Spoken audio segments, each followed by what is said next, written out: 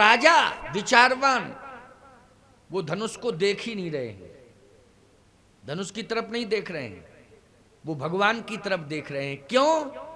धनुष में अभिमान है, अकड़ा मकड़ा है ना। अहंकार शिव बुद्धि अज मनस चित्त महान, ये अहंकार का प्रतीक है, अकड़ा हुआ है। धनुष की ओर नहीं देख रहे हैं, उन्हें नशा केवल भगवान का है, वो भगवान की ओर देख रहे हैं। और जिन्हें अभिमान का नशा है वो धनुष की ओर देख रहे हैं। जिन राजाओं को अभिमान का नशा है वो किधर देख रहे हैं? धनुष की ओर, क्योंकि यहां अभिमान है। और जो राजा अभिमान से कोसों दूर हैं, भक्त हृदय के हैं, वो केवल भगवान को देख रहे हैं, उन्हें धनुष से कोई लेना देना नहीं है। जगत पिता रघुपति विचारी, ओ भरी लोचन छवि लेओ निहारी। दर्शन करो। जनक जी महाराज भगवान को देख रहे हैं, राम जी को। तो जनक जी का दृष्टिकोण क्या है? पहली बात तो यह सब मंचन ते मंचिक, सुंदर विसद विशाल,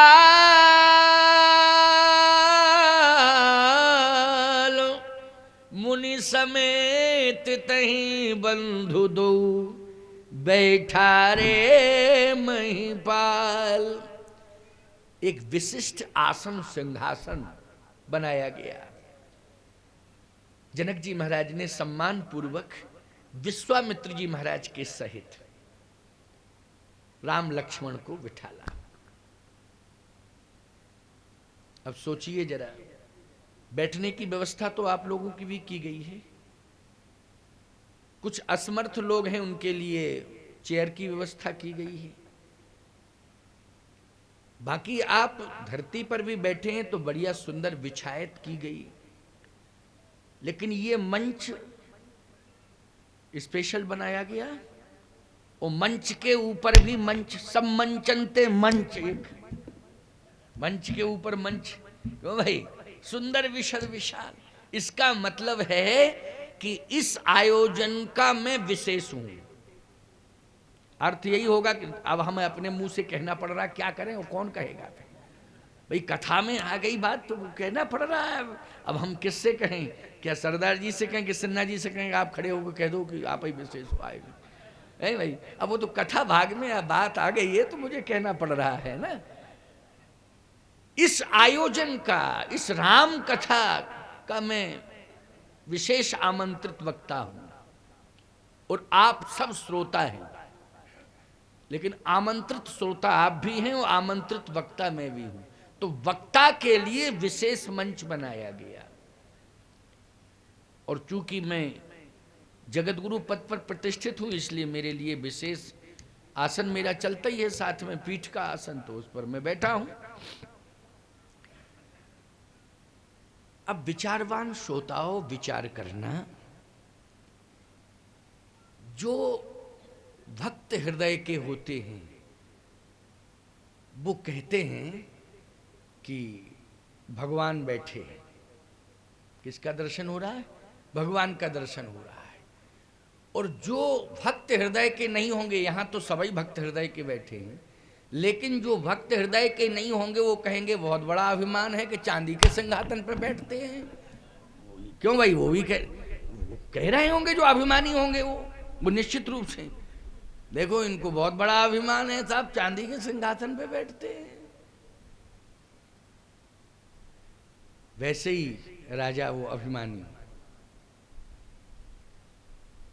वो धनुष को देख रहे हैं, क्योंकि अभिमानी अभिमान को देखता है। और फिर जब राम जी की ओर देख रहे हैं तो आंख निकाल के देख रहे हैं। क्या करके? आंख निकाल के देख रहे हैं। अच्छा, थोड़ी देर में पता चल जाएगा औकात का क्या है तुम्हारी औकात। बैठे रहो, थोड़ी देर और इंतजार करो, फिर बाद में पता चल जाएगा सब तुम्हारी औकात क्या है नहीं? ये अभिमान की पराकाष्ठा। मैं कहता हूं प्यारे, जीवन में धन बहुत मिल जाए लेकिन अभिमान मत करना, बल बहुत मिल जाए अभिमान मत करना, सम्मान बहुत मिल जाए लेकिन अभिमान मत करना। यदि धन पाने के बाद, बल, धन, सम्मान पाने के बाद आपने अभिमान नहीं किया तो आप ही समाज में भगवान बन करके पूजे जाओगे। ये मैं स्पष्ट बोल रहा हूं। भगवान की तरह आपका सम्मान होगा, क्योंकि सब कुछ होने के बाद जिसे अभिमान ना हो, बोलो उसे हृदय से लोग स्वीकार करते हैं कि नहीं करते हैं? गजब है साहब, कितनी विनम्रता, कितनी सरलता, कितनी सहजता। आज जनक जी कैसे देख रहे हैं? कहे जनक जात अवलोकहि कैसे, ओ सजन सगे प्रिय लागहि जैसे। जनक जी महाराज राम जी को बर की दृष्टि में देख रहे हैं। बर सांवरो जानकी जोगू, बस बर हैं ये। अच्छा एक बात बताओ, सीता जी के बर बोलो हैं राम जी के नहीं? सीता जी के बर कौन हैं? राम जी हैं।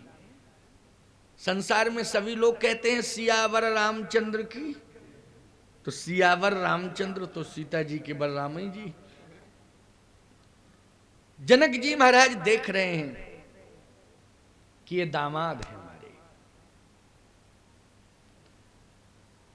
जितने भी राजा धार्मिक प्रवृत्ति के बैठे हैं वो कहते हैं कि ये भगवान हैं, जगत पिता हैं, जो धार्मिक प्रवृत्ति के राजा हैं। लेकिन जो नालायक राजा हैं वो राम जी को क्रोध भरी दृष्टि से देख रहे हैं, क्रोध भरी दृष्टि से देख रहे हैं राम को।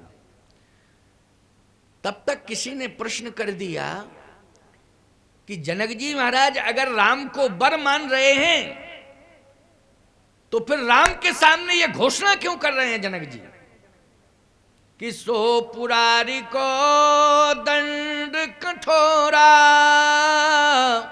राज समाज आज जोई तोरा, त्रिभुवन जय समेत वैदेही,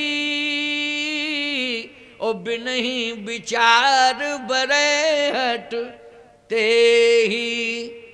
जो भी शंकर के प्रचंड धनुष का खंडन करेगा मैं अपनी बेटी का विवाह उसके साथ कर दूंगा, और यदि मैं बदल जाऊं, विवाह करने के लिए तैयार ना हूं, तो बिनहि विचार बरे हट, जबरदस्ती वो विवाह कर ले।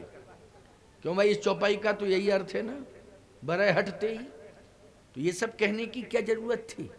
अथवा जब राम जी बैठे ही गए थे और मान लिया राम जी को बर, तो यही कहते कि धनुष सब बारी बारी से तोड़ें, लेकिन शुरुआत राम जी से होगी, पहले आप ही जाओ, पधारो। तो ये हो जाता कि धनुष इन्हीं को तोड़ना है, ये पहली बार जाएंगे तोड़ ताड़ के, फिर झंझट खत्म। क्यों भाई, झंझट खत्म। निवेदन करना था कि भाई सबको तोड़ना है ना, सबके लिए मैं कह रहा हूं कि धनुष कोई भी तोड़े, लेकिन प्रार्थना ये है कि पहले राम जी से शुरुआत हो, ये जाए। जनक जी ने ऐसा कुछ नहीं कहा, उन्होंने कहा कोई भी तोड़े, कोई भी तोड़े। अच्छा एक बात आपको बताएं, बंदी जनों से जनक जी ने कहा कि घोषणा करो, तो बंदी जनों ने घोषणा की।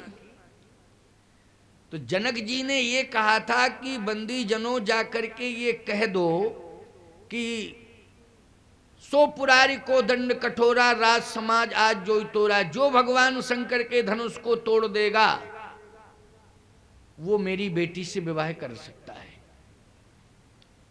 बस ये घोषणा कर दो। अब बंदी जनों ने सुन तो लिया।